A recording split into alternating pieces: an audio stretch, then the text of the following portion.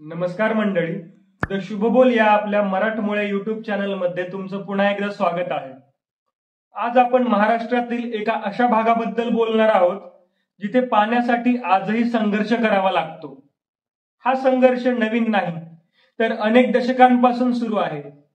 मराठवाडा, जिथे पाण्यासाठी ऐतिहासिक लढा दिला गेला, पण तो वाद आजही का संपत नाही। आजही पाण्यासाठी टँकर का फिरतात, आजही अनेक प्रकल्प अपूर्ण का आहेत। आज आपण मराठवाड्यातील पाणी प्रश्नाचा इतिहास, वर्तमान आणि भविष्याचा शोध घेणार आहोत। सर्वात सुरुवातीला मराठवाड्याची भौगोलिक रचना समजून घेणे महत्त्वाचे आहे। हा भाग दख्खनच्या पठारावर असून पावसाचे प्रमाण इथे कमी आहे। येथील नद्या पावसावर अवलंबून आहेत आणि बहुतांश पाऊस पूर्वेकडे जातो।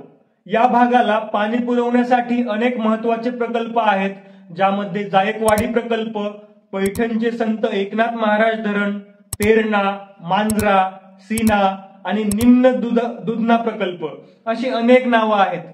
पण यातील अनेक प्रकल्पांची कामे अजूनही अपूर्ण आहेत। मराठवाड्याच्या पाणी वाटपाचा वाद ब्रिटिश राजवटीपासून सुरू झाला। हैदराबाद संस्थानाचे मुख्यमंत्री सर विश्वेश्वरैया यांनी गोदावरी आणि तिच्या उपनद्यांवर धरणे बांधण्याचा प्रस्ताव दिला होता, पण हा प्रस्ताव ब्रिटिशांनी फेटाळला, कारण याचा फायदा निजाम संस्थानाला होणार होता आणि ब्रिटिशांना नाही। त्यामुळे मराठवाड्याच्या वाट्याला आलेलं पाणी कमी झालं। स्वातंत्र्यानंतरही हा वाद सुरूच राहिला।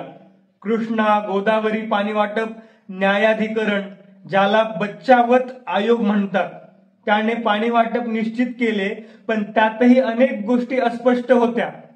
त्यामुळे मराठवाड्याच्या वाट्याला येणारे पाणी कमीच झाले। आजही अनेक नद्यांच्या पाणी वाटपावर वाद आहेत। जायकवाडीचा वाद, जायकवाडी धरण मराठवाड्याची जनवाहिनी मानले जाते। या धरणाला पाणी येण्याआधी नाशिक, अहमदनगर आणि इतर भागांतील धरणांमधून पाणी सोडले जाते। जेव्हा या धरणांमध्ये पाणी कमी असते तेव्हा जायकवाडीला पाणी मिळत नाही।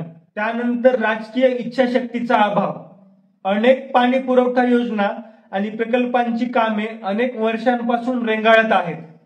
यासाठी निधीचा अभाव, प्रशासकीय विलंब आणि राजकीय इच्छाशक्तीची कमतरता ही प्रमुख कारणे आहेत।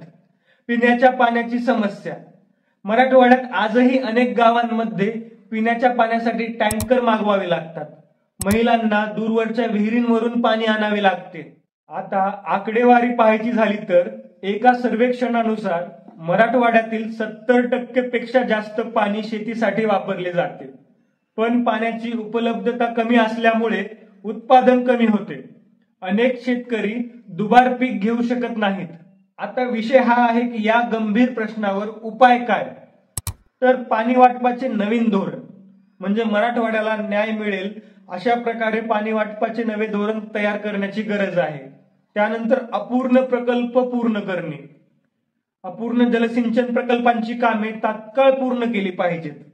त्याच्यानंतरचा विषय येतो जलव्यवस्थापन, म्हणजे शेतीत पाण्याचा योग्य वापर करणे आणि जलव्यवस्थापनाचे नवे तंत्रज्ञान वापरणे आवश्यक आहे।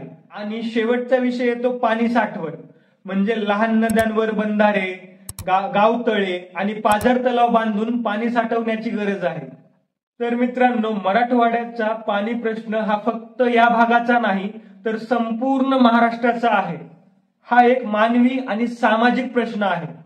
हा व्हिडिओ तुमच्या मित्रांसोबत आणि मराठवाड्यातील लोकांशी नक्की शेअर करा, त्यांच्यापर्यंत ही माहिती पोहोचवा।